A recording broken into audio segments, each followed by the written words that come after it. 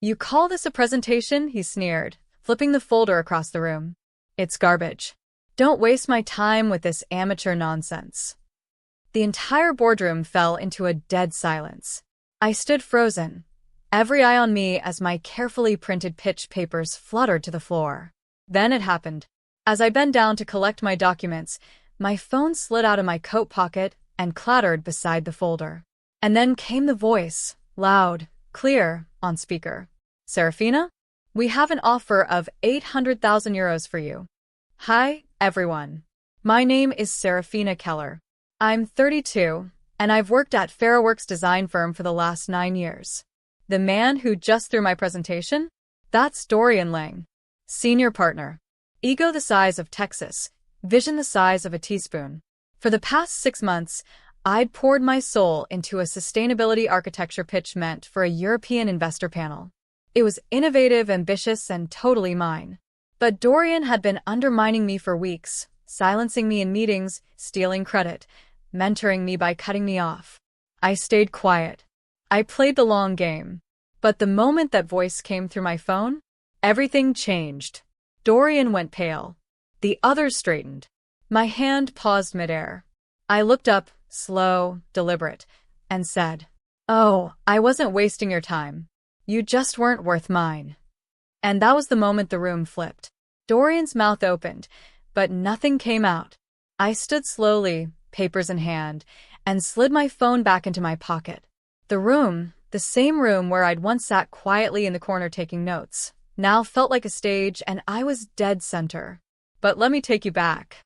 6 months ago, Dorian took over as interim managing partner while our CEO took medical leave. The shift was immediate. His leadership style? Humiliate first, evaluate never. Suddenly, my designs were too idealistic. My data lacked realism. My weekly proposals were redirected through junior analysts, all male, all eager to impress him. He started holding secret meetings, stripped my name from group projects.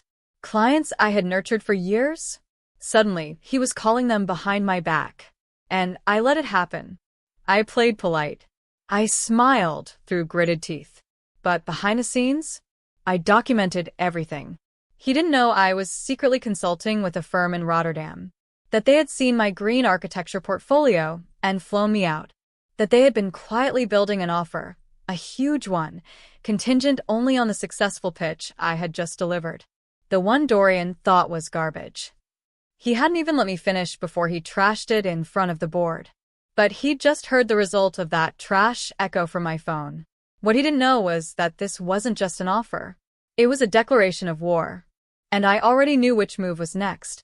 After the meeting, Dorian stormed out first. I walked out second, slow and steady.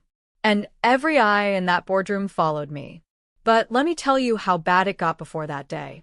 A month prior, Dorian had removed me from a flagship proposal for a major urban green renewal project. I had built that pitch from the ground up. He told HR I was overwhelmed and needed a break. I found out through a calendar cancellation. Then came the mentorship lunches. You'd think that was a good thing, except at those lunches, he'd bring up my emotional decisions, ask why I wasn't married at my age, and call my aesthetic too feminine for industrial clients. I tried to report him. HR suggested I manage expectations and maybe shadow a male lead to learn leadership communication. They wanted me invisible. So I became invisible, strategically. I stayed late. I took backup drives of all my drafts. I logged every version, every timestamp. And I saved receipts, emails, call logs, ignored feedback. But the worst day? Dorian told a junior analyst within earshot that I was a diversity hire who got lucky because the firm needed more women for optics. He didn't even lower his voice. I sat at my desk, hands trembling. And that's when I made the final decision. I wasn't just going to leave. I wasn't just going to win. I was going to make sure that when the spotlight hit, Dorian had nowhere to hide. And that spotlight was already on its way. 3 days before the pitch, I caught him in the act. I stayed late to tweak my final renders and found my office door ajar. Inside, Dorian was on my computer. My heart thudded as I quietly stepped back into the shadows, phone in hand, Recording. He copied my entire folder onto his USB.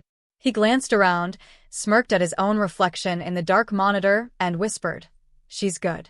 But she doesn't know how this world works." I did. I knew exactly how it worked, and I was done playing by his rules. I'd already sent my real presentation, the full version, to Rotterdam. What Dorian took was the decoy, a watered-down draft with outdated projections and flawed financials.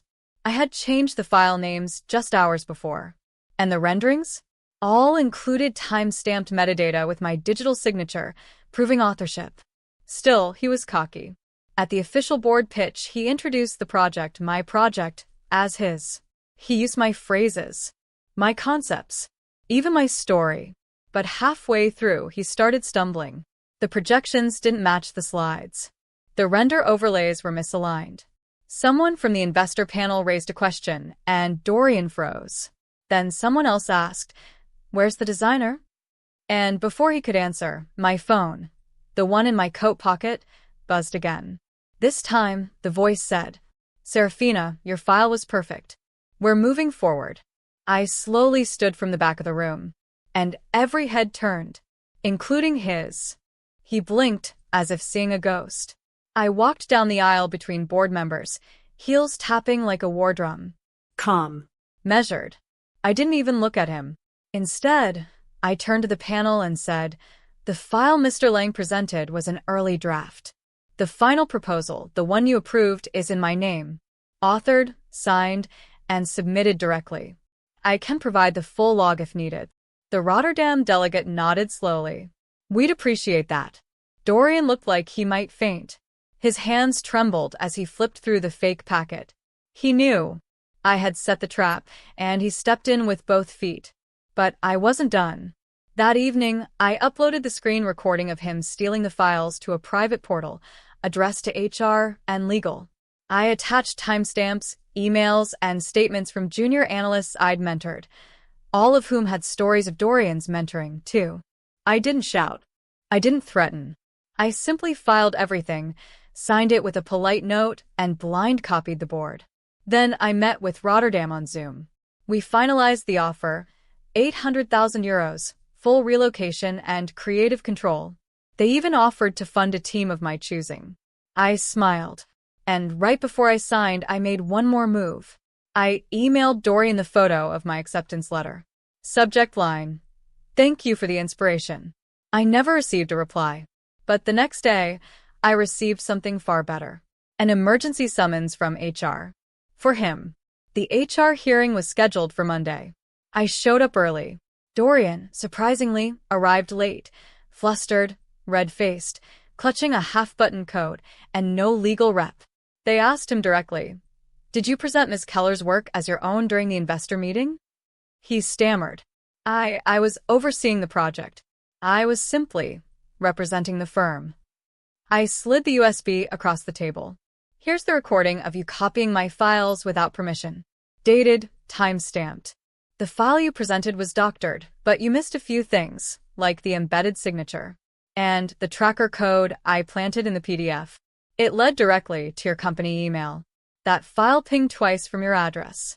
Once the night before the pitch, and once during it." Dorian turned white. The HR rep didn't even glance at him. "Serafina, you mentioned prior instances of misconduct. Would you be willing to provide those as well?" I pulled out a neatly labeled folder. Chronology of events. Emails. Slack screenshots.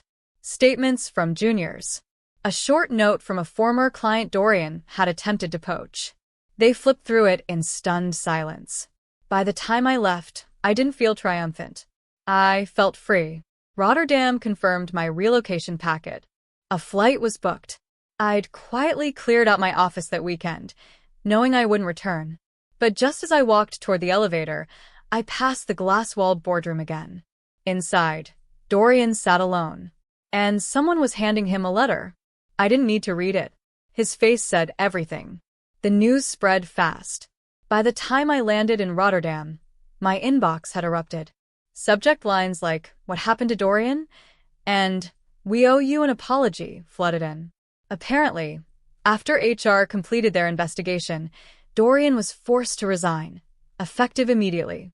No ceremony, no farewell, just silence.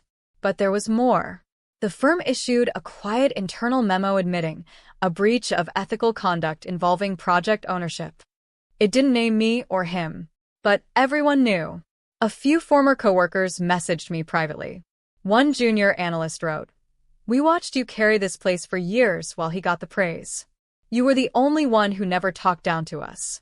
Thank you for what you did." I didn't reply right away.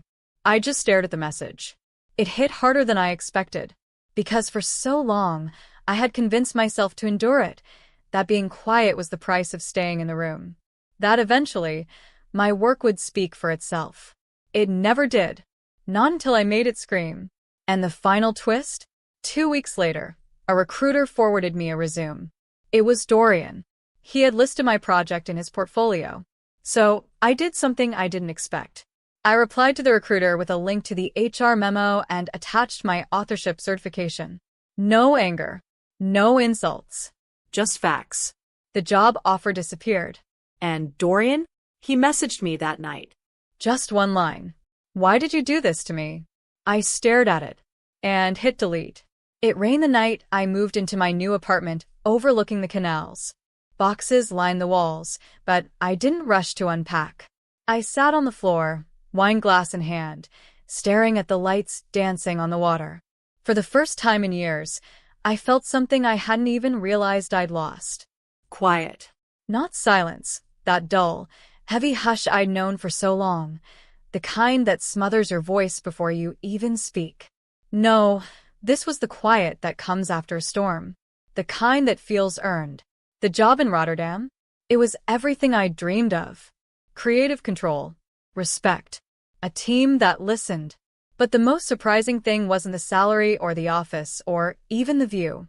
It was the mirror. Because for the first time when I looked into it, I didn't see someone who had to fight to prove her worth. I saw someone who already knew it. Dorian faded. I never heard from him again. But the echoes remained, the whispers of every boardroom where I stayed quiet. Every idea I'd let them take. Every moment I bit my tongue because I was told that was the cost of being included. I don't whisper anymore. I build. On my terms. In my name. And if anyone tries to take what I create again, they'll find themselves holding dust. Because the moment you try to steal something that doesn't belong to you, you start losing everything.